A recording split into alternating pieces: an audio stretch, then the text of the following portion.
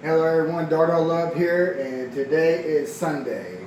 And I told y'all I was making the lasagna, and I about forgot completely and just started making it. But anyway, all you do, you get your 2 jars of Prego traditional spaghetti sauce, or any kind of sauce that you like. I just like traditional.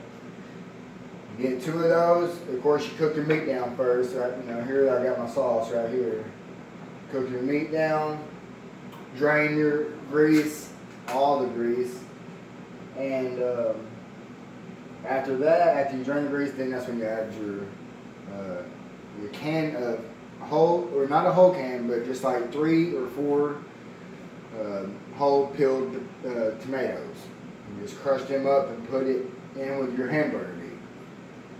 And then after that, then that's when you add your 1.5 jars of your Prego sauce. And then you get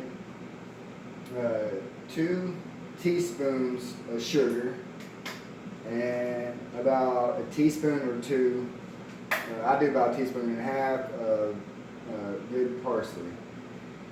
And you just combine all those, mix it in. Once you get all that in, you'll see it's a little liquidy. So what you do, you get you one of the small cans of tomato paste. Get your tomato paste, stick it in there. The whole can, 6-ounce can. Now if you're doing less, you can just do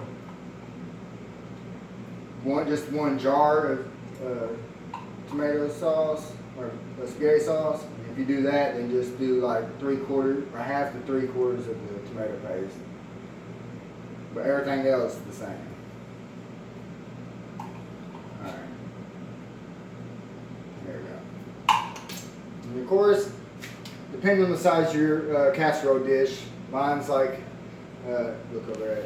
It's, I don't know, it's not a super large one, but it's pretty thick, so you want to get you about 8 noodles and boil those. You don't have to cook them all the way, just boil them for like 15-20 minutes or so. And then over here's your cottage cheese mixture. You can use ricotta cheese, you can use ricotta and cottage, but use a whole big one of these and then a half. So 1.5 cottage cheese, or whatever you choose to use, and a teaspoon of parsley, and 2 eggs, and then about 3 to 4 tablespoons of grated Parmesan cheese. And then you just mix all that together with your eggs and everything. And yes, you use eggs. A lot of people say, what the hell are you using eggs for? I've heard it so many times, but just do it. If you want it to be good anyway. Alright. Probably going to make this a 2-part video, because obviously we're not going to record the whole video while it's cooking. But yeah, just mix that tomato paste in there. Actually, I can do 3 parts. 3 parts. I'll do 3 parts of it. Alright.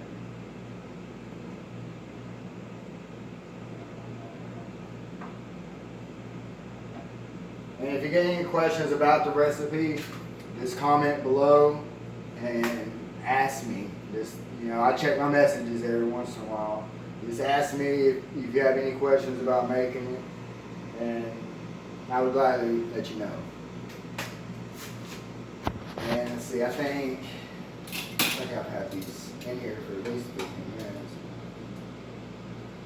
This one kind of loose, so like I said, 15-20 minutes. You don't have to cook them all the way down. It is a thicker noodle. Don't get the ready baked noodles where you don't have to boil the noodle. Don't get those, because it just don't taste as good.